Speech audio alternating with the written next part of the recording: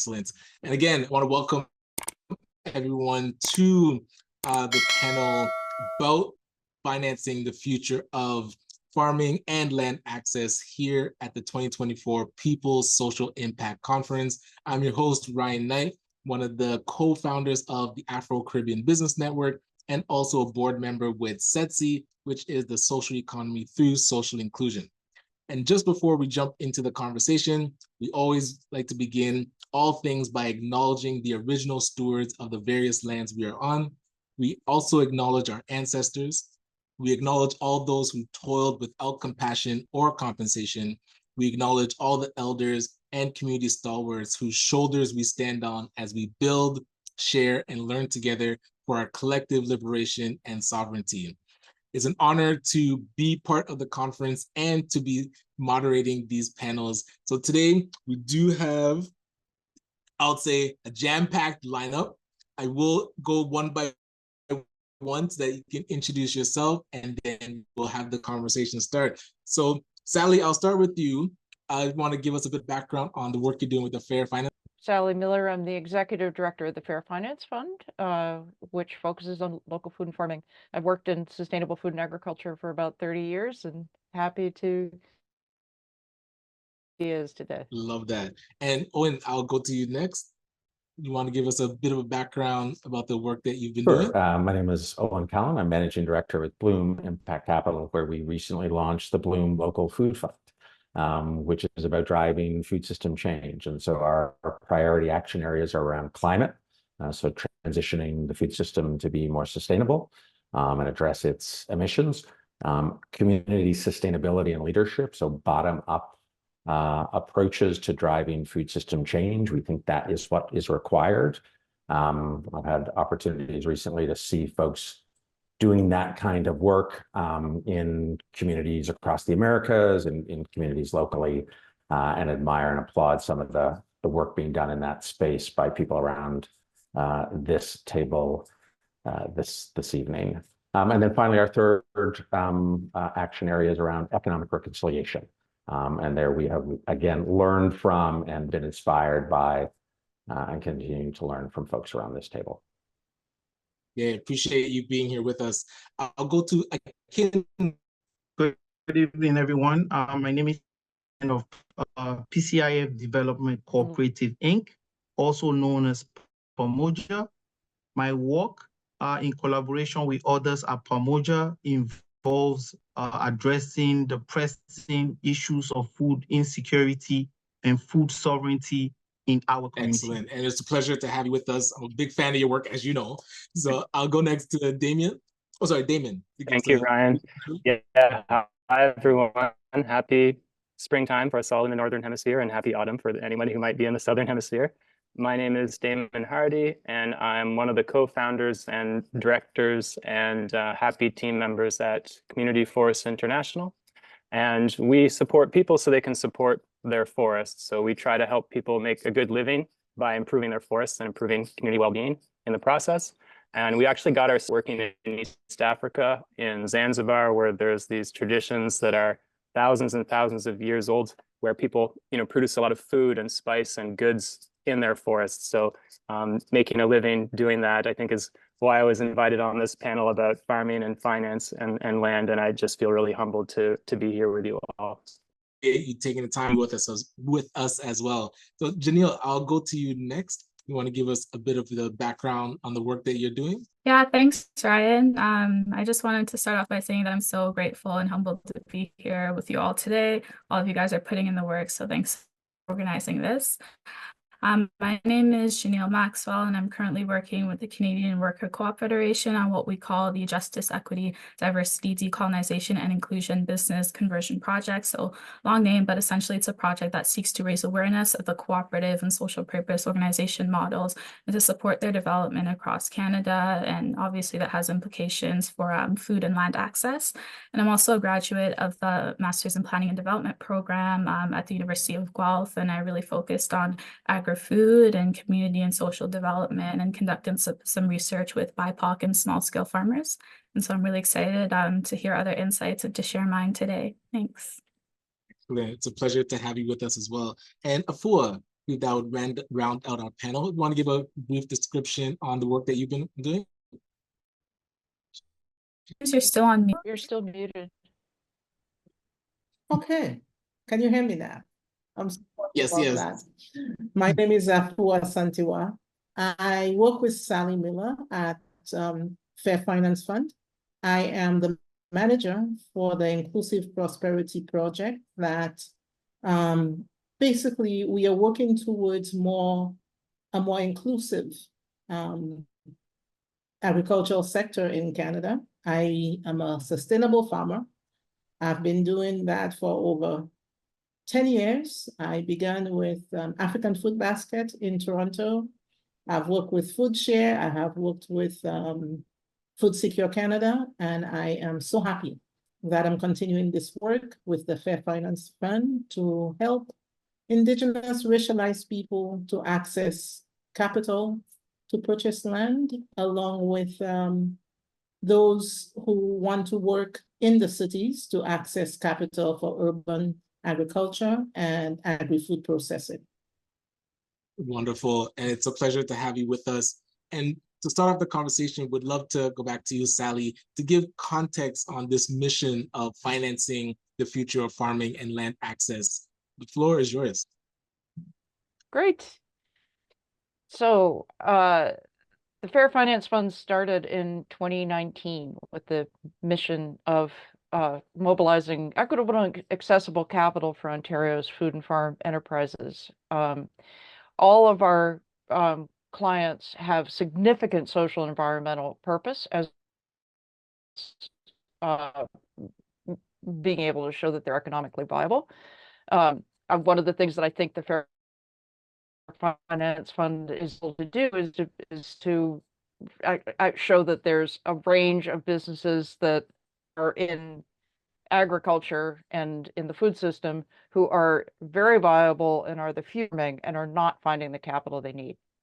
So the Fair Finance Fund came out of mid-decades for me of working with local food and farm co-op network, working with Organic Meadow or Ontario National Food Co-op, all these different organizations that were working with these amazing entrepreneurs across the food system who were viable, who had been in business for a long time and could not get the capital they needed just to expand a little bit or a lot, whatever they wanted.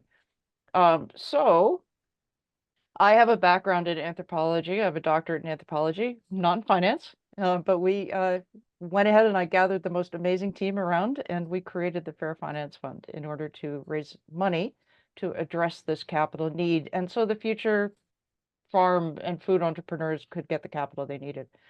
So in a nutshell, very simple, we're a nonprofit. We provide affordable loans up to $200,000, which means that we keep the interest rate absolutely as low as we can.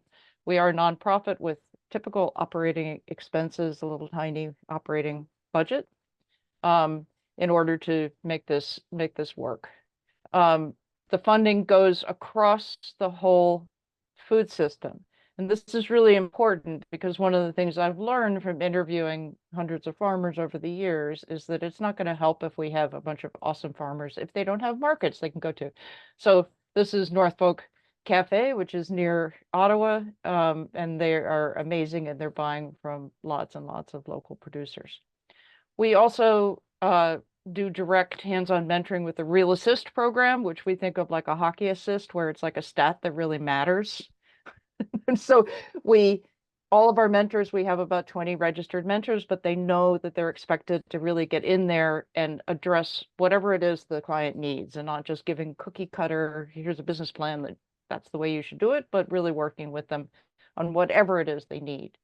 And we will do that at any point or various points in the course of the 5-year loan term, because it doesn't make sense to support people without giving them all the rest of the kind of support they need. The other thing we do is that we do a lot of marketing for them. So sometimes it'll be really to the extent of even producing some marketing or helping them with branding and logos and things.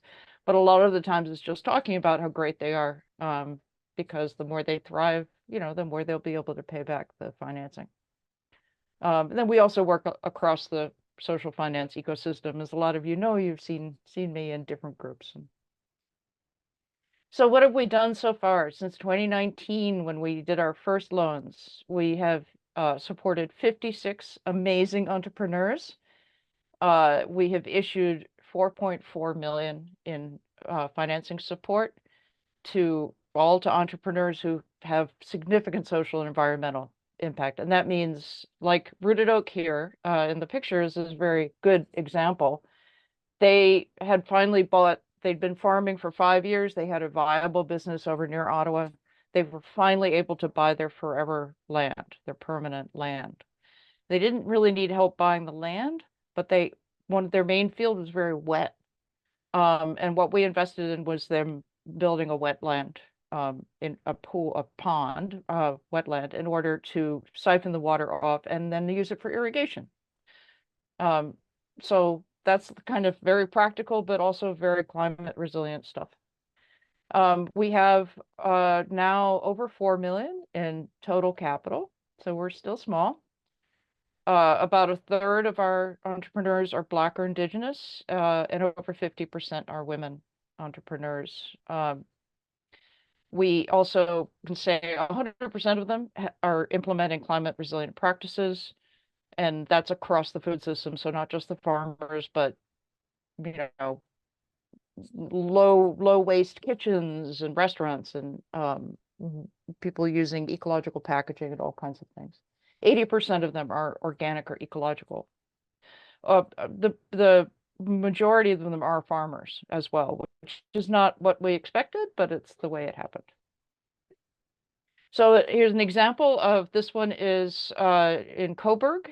Evermeadow Farm is a explicitly regenerative farm, which is sort of a newer model that people are talking about. We're really integrating soil health and biodiversity, using perennial pasture for the animals, rotational grazing to build the soil. So this is a sort of extraordinary new way of looking at agriculture that's really sort of changing across the world. So we gave them, again, in this case, they had this allow them to put in the infrastructure that they needed. And that's, I think it was like fencing and one of those mobile chicken coops. So sort of very basic. We do go up, we'll go back. Just a sort of practical thing, our loans are between 20 and 200,000. We did lots of research with the clients first. Go to investors later. Like, think about the clients. What are the clients going to need? That's absolutely the way that this is going to work. So we heard that they needed a grace period because you put in a new greenhouse, but then your stuff has to grow before you make any money from it. We also heard that collateral was one of the biggest problems for these small businesses. They might not actually own a lot that they could put up as collateral, and we do not want to take personal guarantees on our loans. So we don't take collateral up to the first 100,000, and then above 100 we will take it. But really what we do is work with them. We know them. We give them support if they get into a crunch, and we're not planning on seizing people's stuff. So in case you're wondering, money comes from, we're a nonprofit, so we can't issue equity, but we issue community bonds. And these are similar to Canada savings bonds, very straightforward, except not backed by the government. 5-year terms, 2% interest on the smaller ones, 2.5 to 2.95 right now on the on the 50,000. And then we have investors who felt like they didn't really need the interest. They'll get the principal back at the end of the 5-year term, so they gave us 0%. And those are some of the bigger ones, like multi-100,000. We started the whole thing with almost $500,000 in non-repayable grant funding. And that was the first lost capital. That's been really important to bring in more nervous investors. One of your questions was about collaborations, but I think you might be going to ask that later. So I can talk about it, but I will mention collaborations have been unbelievably important to what we did. The key one was the Regulatory Innovation Network at the Sault Ste. Marie Innovation Center in Sault Ste. Marie, giving us people on the ground in Northern Ontario. And that is why we have about 30% of our loans are actually in Northern Ontario, because we recognize that we had to have people in the places that we were working. So we're not, because we're Ontario-wide, we're not always called place-based, but we are in the way that we approach it with partners. So when we do lots of presentations around the province, but we'll always do it with a place-based partner. EFAO, National Farmers Union. The other one that's very important right now is these foundations that are starting to lead the change, and we can talk about more in discussion. So this is some of the outcomes where we're seeing, the importance of these farmers to making the world that we want to see, addressing climate change, addressing food insecurity, supporting underserved communities. It's the clients that make me get up in the morning. So I think, let me look at my time. So I got just a couple more. I'm almost done. One of the things that's most important to understand about social finance and the work that we're doing is that we believe not that we're making a concession to people who are doing good social, paying living wages or taking care of their soil health, and that a lot of funders will recognize those as more risky. We actually see these are climate resilient. These are people taking care of their soil wealth. These are people taking care of the community committed to them. To me, this is the best kept secret in finance, but these are absolutely the best people to invest in. And we can see that has been true for us in the last 5 years. We've only had a couple of defaults over the entire portfolio. And that is not something that most conventional funders can say. So we believe that all this stuff I'm talking about in the metrics, that is what makes them work. So for this panel, there's some things that haven't been working, severance policies that keep people from being able to be on smaller plots of land. So severance policies that make it very hard to sever land below 100 acres right now is really just keeping out the people who want to farm and sell locally. Unequal capital access, and Afua is going to talk more about that. What does work and what we need to think about more is understanding that these farm and food businesses we work with are some of the most viable businesses I know. We're not giving anything up to try to gather capital for people who are doing this incredible work, not only protecting the health of community and planet, but making businesses that are, to me, are some of the best places for us to put our money. So our next step I'm super excited about is inclusive prosperity, which is working on getting farmland access for African Canadian farmers, recognizing that they face additional barriers without intergenerational wealth. And Afua's going to talk about that, so I won't go into it. But just a quick slide to thank the people who have made it possible for us to get here. And that's me. Excellent. And make sure that people screenshot that. But we will share contact information shortly. And I know Afua was going to talk about that next piece, but we're going to dig into that further in the conversation. But I did want to hear from Akin as a person that's running an investment and the farm, just to see how, either your priorities right now, what you're working on, or how collaboration could amplify your work. Great question. With regards to collaboration, for us this year, our primary focus at least is community partnership. We want to, partner the, organizations within the community to, that can spearhead what would the work that we're doing and can help what we're doing. And able to collaborate with Fair Fund Finance, SADI, they've been extremely helpful. Kindred Financial as well, Kindred Credit Union, and ACBN, Ryan, yourself, and with other organizations within the community. But the plan for this year definitely is to grow and collaborate with more organizations that can help us, achieve our goals. Excellent, much appreciated. And again, you kind of glazed over what Pamoja does and what the investment is. So can you let them know about the property, how it all started with the investments, I guess the shares that you're selling? Sure. I won't really call it shares, more of a membership. Right. But in 2002, a group of like-minded individuals and I came together with a shared goal, basically to take responsibility of the current state of our community by, contributing our efforts in, making a change and helping to rewrite some of the negative stereotypes that most people think about, the community. For instance, like, Black folks don't work together, and also to address the issue of insecurity, sovereignty, like I mentioned earlier. For instance, some of the cultural foods that we enjoy, that we consume, we have to rely on other, groups to purchase some of these cultural foods.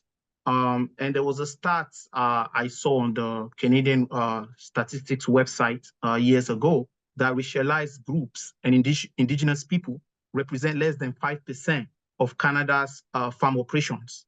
Really troubling stats. So in order to change that, as a result of that, we formed Pamoja and we were able to acquire 100 acres of farmland in Cowata Lakes, Ontario, just about an hour, 30 minutes from Toronto. But the goal is or the aim at least, is for us to reduce the challenges related to food insecurity and food sovereignty. And Pamoja is a registered not-for-profit cooperative. Folks can become a member, like if you're Black or if you're, African descent, you can become a member of the group. And based on your membership fee or contributions, that's how we are able to raise funds for our farm operations as well. And we also offer like CSA programs where we deliver, fresh organic vegetables to our members. And those are some of the ways that, we raise funds. Excellent. And we appreciate you sharing that. I'll go to you next, Eoin, just to get your perspective on this mission of financing farms and, land access, and your perspective on how you're approaching it. Yeah, I think consistent with what we've heard from Akin and from Sally and others around the table, we're persuaded by folks like Alison Blade Palmer, who's the UNESCO chair for food, sustainability, and biodiversity. And she said very clearly, the future of food systems is regional. And so we subscribe to that thesis like others here. And so for us, that means that we need to do some of the things we've been hearing about. So localize the means of production, shorten supply chains, protect biodiversity, leverage traditional knowledge. And Professor Blade Palmer has talked about how it is when you're working at the level of regional food systems that you can begin to tackle some of the obstacles that Sally was talking about, which are policy pieces around things like land use and severances. That's a hard problem to solve at a continental or a national level, but at a regional level, you can begin to get actors around the table that can begin to drive change in policy. But we think the most important piece in terms of the food system that we all want to see is around mobilization of community.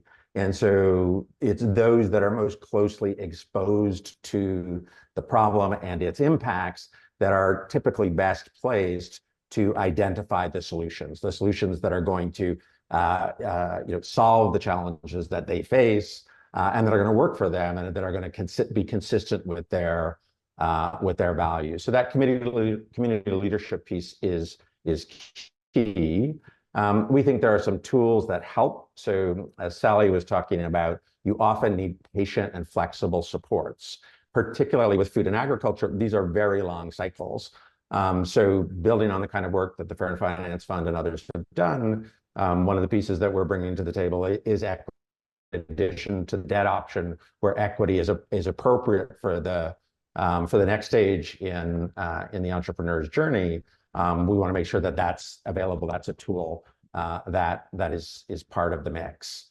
And there's a couple more things to add, but I'm excited to hear from others, so I'll hand it back, Rob. I appreciate that, and we'll definitely dig into it as the conversation continues. But Damon, I'd love to get your perspective as well, either some of the priorities you're working on and how you're approaching this mission of financing, financing farming. Thank you. Yeah, when listening to all the other panelists speak, one thing that really stuck out to me was, how overcoming stereotypes is so important to this. So Sally talking about how, these are good investments. These farms are good businesses to invest in when there might be this stereotype that they're not, that you have to overcome, or Akin similarly. And then just what was shared about looking more to the future, what's going to be resilient, and these regionalized food systems, and like these are the systems that will be thriving in the future, and these are the businesses that will be thriving in the future. So yeah, that just really stuck out to me, because in my work, I feel like my colleagues who I look up to are constantly trying to combat these stereotypes just to take the next step in their enterprises. And one thing I'll just share is here in Canada, we've been really honored to be working with some Indigenous groups that have been coming together with a lot of solidarity between the Wabanagi nations here on the East Coast, so Mi'kmaq, Wolastoqey, Passamaquoddy, to pull together and attract investment, attract financing to buy back their land that's been taken away, and to do that for these combined biodiversity and climate and community benefit reasons. And so I'm just threading it back to, the collaboration that's required sometimes, but also they face a lot of these stereotypes about their abilities, to manage these projects effectively, which is so insulting because they've been doing it for literally tens of thousands of years. But yeah, that's just something that's sticking out to me, that's really resonating, where this is such important work, and it's so frustrating that one of the first things we all have to do to advance is to overcome stereotypes. So yeah, I'm really inspired by what people are sharing already. Yeah, appreciate that. And we'd love to go to you next, Janielle, to learn more about how now the cooperative structure can aid in financing farming and getting access to land. We'd love to see or get your perspective on how you're approaching this mission of financing farming. Yeah, thanks, Ryan, so much for that question. I think, again, sort of on par with what everyone else has said, throughout the business conversion project, we've been able to hold, some early stage consultations with groups that are interested in the cooperative social purpose organization model. And so really, especially when it comes to farmers of BIPOC descent, for example, Black, Indigenous, other people of color, new entrant farmers and youth, a lot of the times, we're not generational farming families. We weren't necessarily raised in rural areas, right? We don't have land collateral. And I think it's becoming, awareness is raising around cooperatives as a really important means of sort of collaboration. Even things like community land trusts in certain communities, we're seeing a lot of displacement around marginalized communities in terms of, certain planning endeavors. And I think that community land trusts and food cooperatives are really coming into play here. And one thing that I've seen too in the research is, especially when it comes to BIPOC farmers, they would like to stay situated in these, maybe lower income communities that they grew up in or have connections with that are, using food banks or facing extreme issues with food insecurity. But then again, it's kind of like a double-edged sword with the financial reality of land prices being extremely, expensive in those urban centers, in those densely populated centers, right? And so a lot of farmers are feeling like they have to compromise on that. And so I think it's very important for us to get the awareness out there. And that's kind of the perspective that we're taking in terms of, building together and just making sure that at the end of the day, farmers know about these cooperative options, and not only know about it, but see it as sort of a viable option and know that there are resources available, right? There is help available. And it's not just kind of this nebulous idea of, okay, how do I become a cooperative, for example? So a lot of the work that we're doing has centered around that. Yeah. Love that. And we'd love to bring it back to the Fair Finance Fund and speak to you, Afua, more about the project that you're leading and how, what priorities you currently have and how that's tackling this financing of farming mission. Is share my screen to better explain or to better answer your question. So as I mentioned earlier, I am the manager of the Inclusive Prosperity Project. And basically, the Inclusive Prosperity Project is the outcome of a feasibility study that the Fair Finance Fund did in 2021, which basically concluded that Indigenous, African Canadians, and racialized people face systemic barriers when trying to access capital to purchase land or as entrepreneurs. So based on that study, the Fair Finance Fund moved to begin this project. It's a multi-year project, started in 2021. It's going to end in 2025. But the purpose of this project is to provide capital for African Canadians specifically to purchase land. And also there are two funds within Inclusive Prosperity. The other one is to provide funding and support for urban agriculture. Okay. Nice. Mm-hmm. Sorry. Our important collaborations is to work with or to partner with African Canadian food sovereignty leaders and racialized communities across the country. Also, it is to collaborate with the government, particularly Ministry of Agriculture, because there is money available at the Ministry of Agriculture, grants that we have not been able to access. And we are hoping with this project, Inclusive Prosperity, that racialized people can hopefully access more of that money. I reached out, there's a particular program called,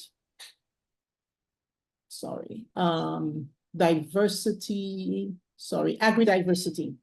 I reached out to find out how much of that money has gone to racialized communities, and none of it has gone there. So we cannot say that we are working towards an inclusive or an inclusive agricultural sector when monies are not being provided to ensure that happens. So another collaboration we are working on for our urban fund is to co-design with 12 urban farms to start with in Scarborough, and based on our model in Scarborough, we can move nationally.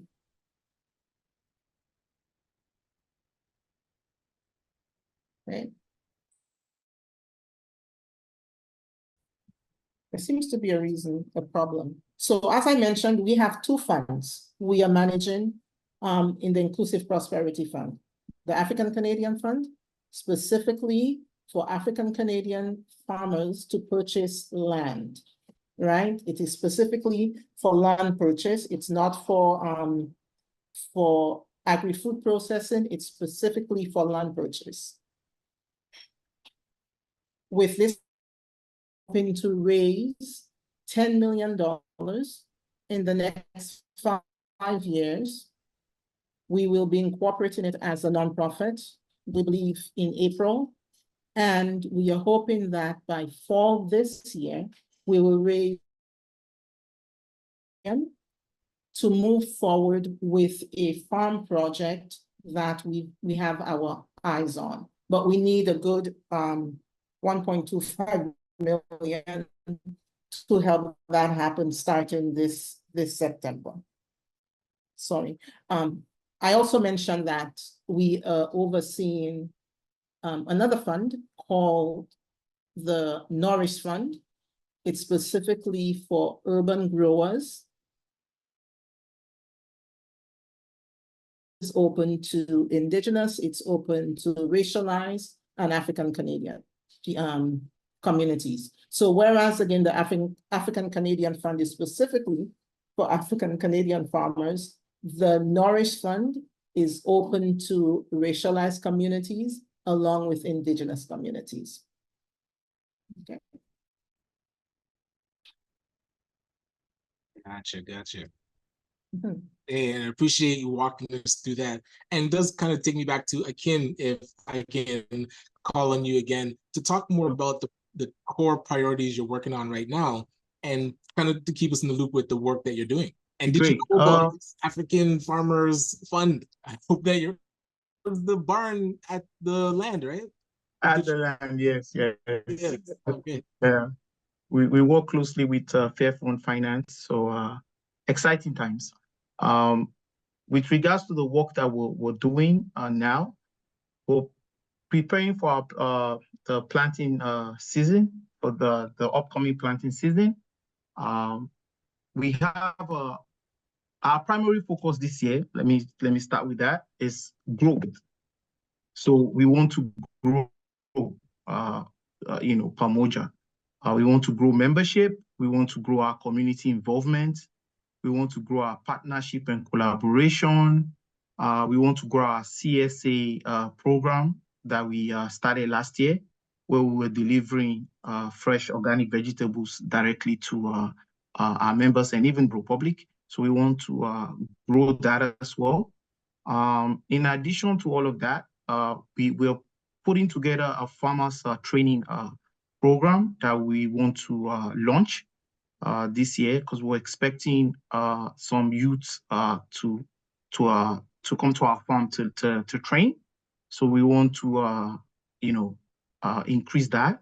So we're working on the training program and we're hoping to launch that this year. Research and innovation. So we're actively seeking partnership with research institutions like universities, colleges, and so on.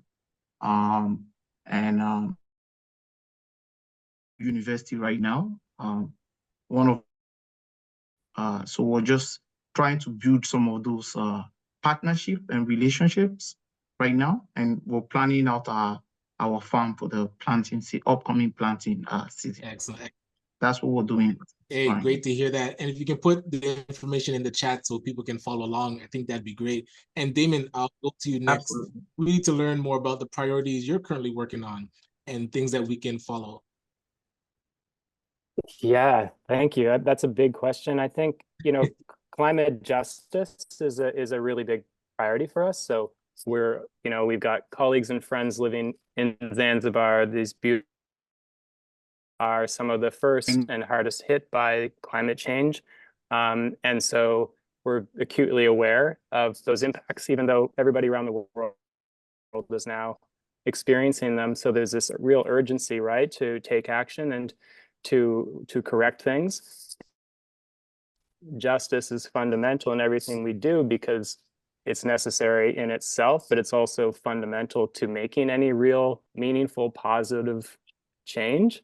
And so when it comes to things like land access, we are a non-Indigenous organization that is purchasing land here on the East Coast and finding ways to finance that. And for us, it's really important that we work with the Indigenous colleagues and organizations that we look up to share whatever, capabilities or opportunities that we're finding, because, for us to continue to acquire land for conservation purposes as a non-Indigenous organization doesn't feel like it's truly upholding justice. So we're in the final stages of a really big project that I mentioned earlier with the 3 Wabanaki nations here, a land back project that I'm really, really humbled to be involved in.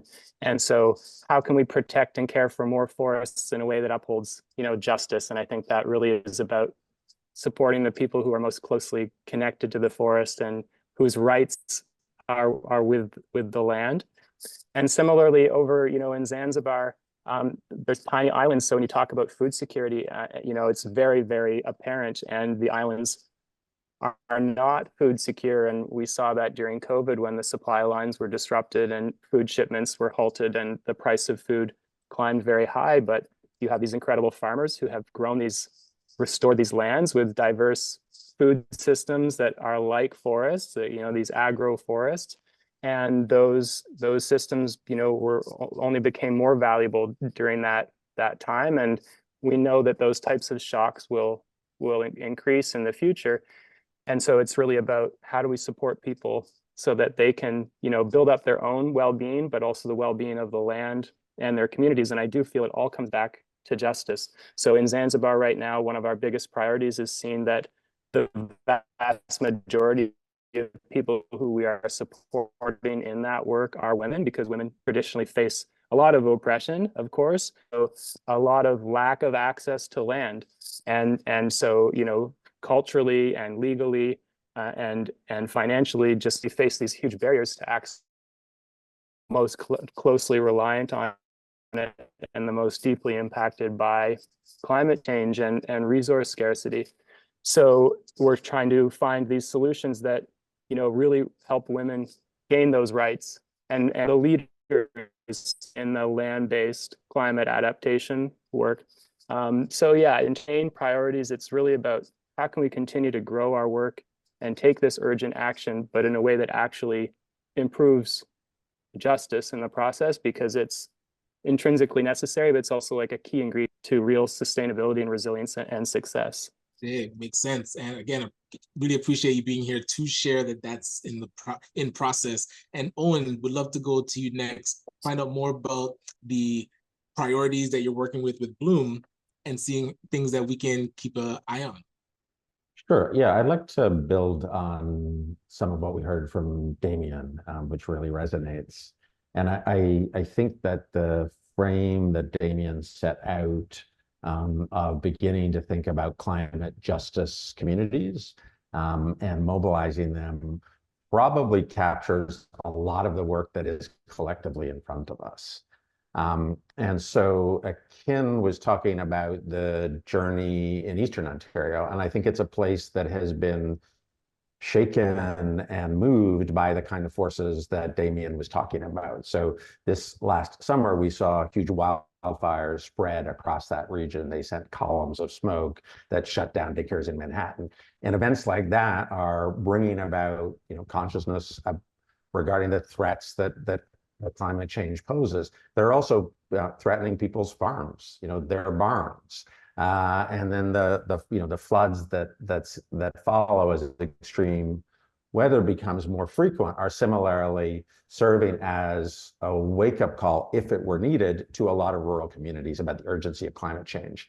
And so, that ultimately brings with it difficult choices as a society about the models that we're going to build for the future, the economic models that we're going to build, the models for our food system, and in doing that work and mapping out a future that responds to a climate threat that is getting ever more present, I think there are communities that are ahead of us that have learned what we've heard Damien articulating, which is that justice has to be core to that exercise. And so those communities are ahead of us for all the wrong reasons. They're in places like Zanzibar that are most exposed to the disruption of changes in weather temperature. And so I think there are valuable lessons to be taken from that experience. And I think they take us to the kind of place that Damien was talking about, where we really increasingly see our work as climate justice work and work that is mobilizing community. The piece around community mobilization, some of what I've heard from others, the question around collaboration is one I'm excited to pick up on as well, but really want to hear from others because this is inspiring stuff. So I'll hand it back. Yeah, appreciate that, and definitely we'll dig into that in a sec. But Janielle, I'll go to you next again to learn about what are the key priorities that Kenya Co-op, oh my gosh, Federation is working on, and things that we can keep an eye on. Yeah, I think I'm actually going to speak to this one more so from the perspective of our research and what we've been working on lately, because I think it's slightly more pertinent. So I think right now, one of the key things that I'm working on really with the research team at the university, although the program is done, but is really knowledge sharing and mobilization. And I think this is such a really key, important piece. The everyday individual isn't necessarily thinking of the rising prices of farmland for farmers, right? But I think once we get out the information as to the community benefits and how this can benefit communities, how it can bring people together, contribute to even collective healing, collective liberation, all those things. People are very interested in that. And so a few weeks ago, I presented at the Rural Symposium, which is a collaborative venture between Ontario Ministry of Agriculture, Food and Rural Affairs, Ontario Agri-Food Alliance, and a lot of these points that individuals were talking about, for example, around farming, we're seeing a lot of farming skills being lost. For example, a lot of immigrants coming to rural areas and, they'll farm, maybe their kids will have a little exposure to the farm, but after that, there isn't much interest, and we're seeing a lot of loss of agricultural skills. So there's a lot of talk around, increasing awareness of agriculture as a viable career and from as early as high school and middle school, right? Potentially looking at ideas of rezoning the huge acreage that a lot of school grounds have, right? And using some of that for community gardens and things like that. And so there's a lot of talk around that. And I will credit a lot of the farmers that I've interviewed, spearheading some of these ideas and really sharing this. So then we can go ahead and make those recommendations to policy and make those recommendations to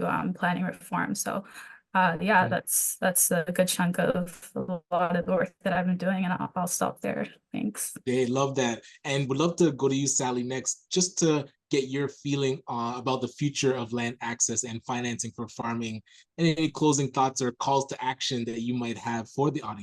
I think yes, I mean, I think I mentioned some of the points. I mean, we have a huge inequity right now in who has access to land versus who wants to farm. And that's part of what we're trying to solve with the inclusive prosperity. This is a historical injustice. And so I think part of what is happening is, I often say, I think we're in a significant transformational moment in agriculture. So I'll give you a quick story. I spoke to a senior policy advisor a few years ago at the Ministry of Agriculture, who will be unnamed.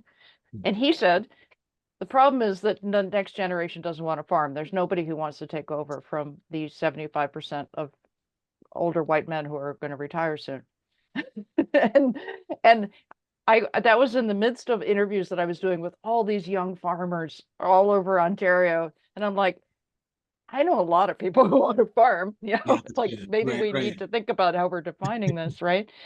And that's the thing, is that we're looking at, to me, we have a potential, especially with this sort of force of climate crisis need, to really shift to a more secure, more community-owned agriculture. Like I would say, when I came up here from the US, I was appalled at the Canadian food system and the amount that we're dependent on food coming from the US. This is not a secure way to design your food system.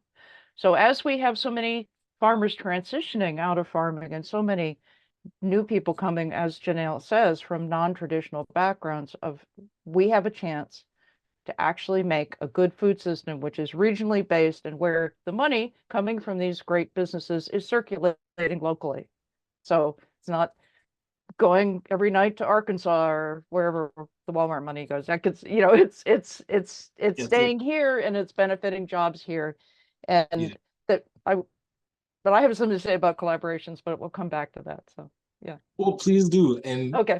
Yeah, go ahead. Just a quick this is connected to what Janielle was saying. I think it's to remember, as we develop the Inclusive Prosperity Project, we know that there's a history, particularly in the US, but also up here, of Black-owned, Black farmer co-ops, and who owned quite a lot of farmland, which was sort of systematically removed from them by the USDA giving injustice in lending, right? So they would be lending to white farmers and not to the Black farmers. So a lot of that land was lost.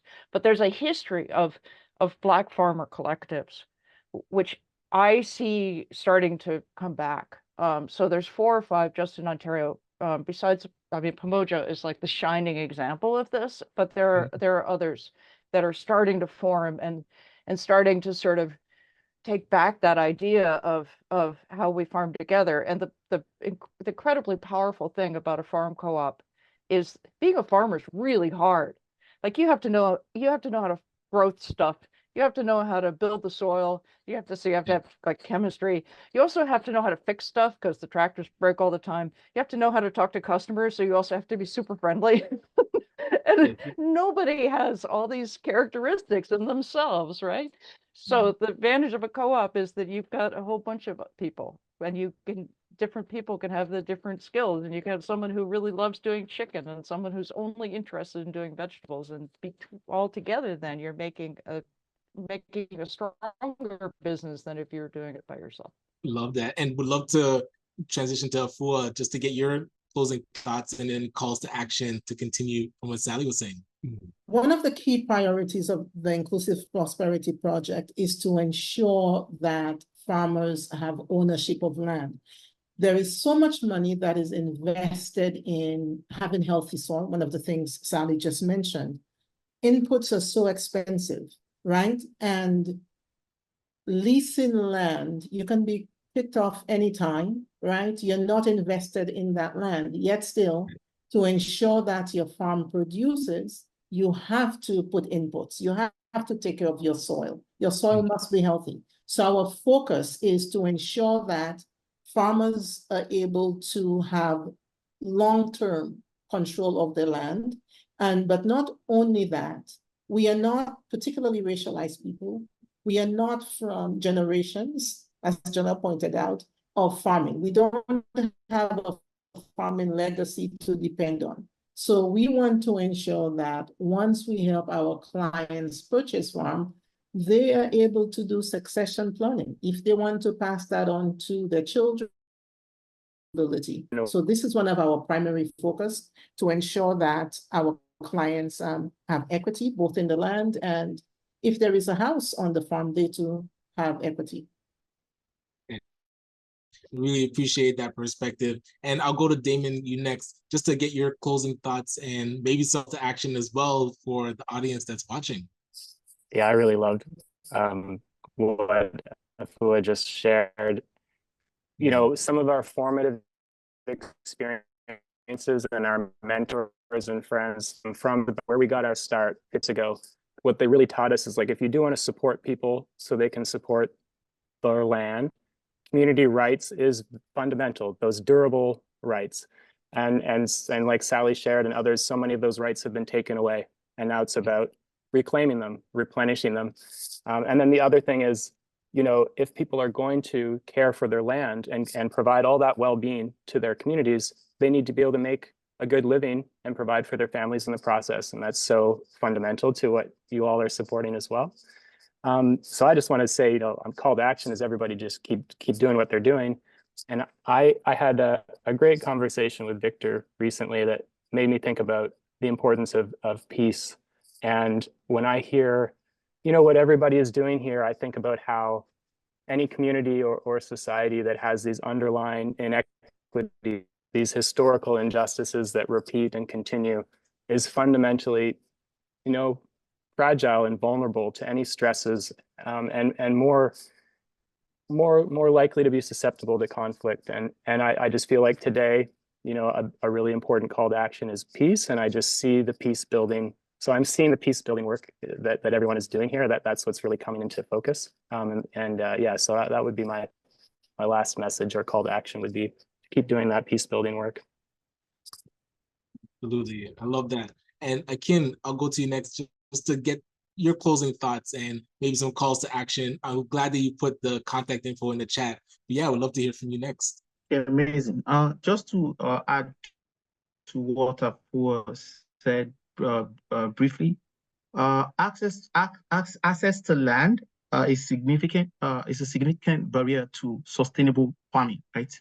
And one of the ways we're addressing that at Pamoja Farms is, once you become a member of the cooperative, not only benefit from the commercial farming, meaning if we farm, we sell, you know, CSC programs and so benefit from that, get access to land to be able to cultivate your own food as well, for yourself and for your family members, right? So we have a members designated area that you get access to be able to grow your own food. Closing thoughts for me, Pamoja means, who knows what Pamoja? Ryan, do you? Ooh, I feel like I should know this. Pamoja means together in Swahili, right? In Africa, there's a proverb that says, many hands make light work. Yes. So isolation and individualism is one of the key things. They're the two key things that I believe that is hindering, my community from moving forward. Unity is strength, and that is what Pamoja offers. There's another proverb in Africa that says, if you cross the river in a crowd, the crocodile won't eat you. If you cross, you're alone, obviously, you can't scare off the crocodile, right?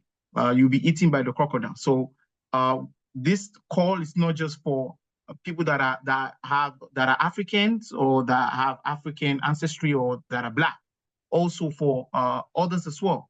We need each and every one to help bring this dream to fruition.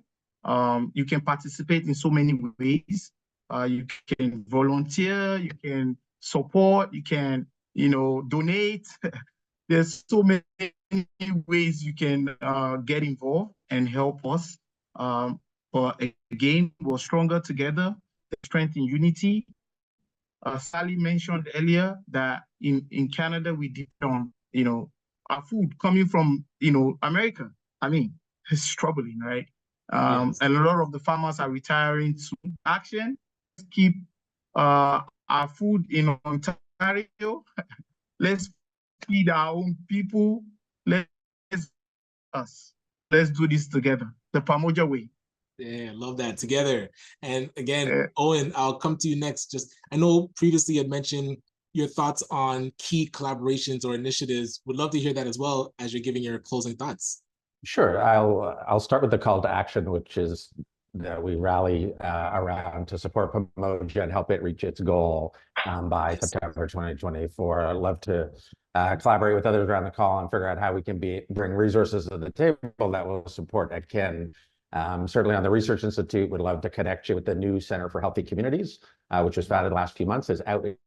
There's great folks at the University of Guelph who would love to hear about and support your work, and folks at the Larda Institute, which has been doing leading work around community leadership on food and agriculture for decades now. So that's certainly where my focus will be coming out of this, and the call to action to others. Certainly the message around peace really resonates with me as well.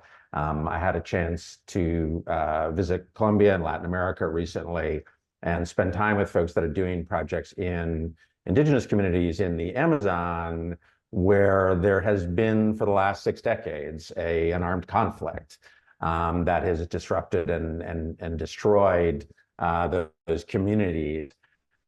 Reverse effect in some parts of the Amazon and some parts of that country, which is the conflict itself made lands inaccessible to development. And so it is home to a remarkable amount of the world's diversity. It's sort of top 1, top 2 countries in the world. And so they're beginning to chart a course forward in terms of how to pursue a different model of development that will avoid some of the mistakes that we made, that will preserve ownership, justice, biodiversity, and that will restore peace. And it's been a learning experience, and I'm keen to connect some of the folks around this call with people there. But also it delivers a message that is relevant, I think, in the work that we're doing in this province. A lot of rural communities are experiencing polarization. They're experiencing the effects of isolation and individualism that Akin talked about. And it's disrupting our society in a lot of different ways. It's disrupting our political system. It's producing wild swings in a variety of directions. We're seeing in places like rural Pennsylvania and Wisconsin, places that were once progressive and leaders of co-op and solidarity models, doing crazy things like voting for people like Donald Trump.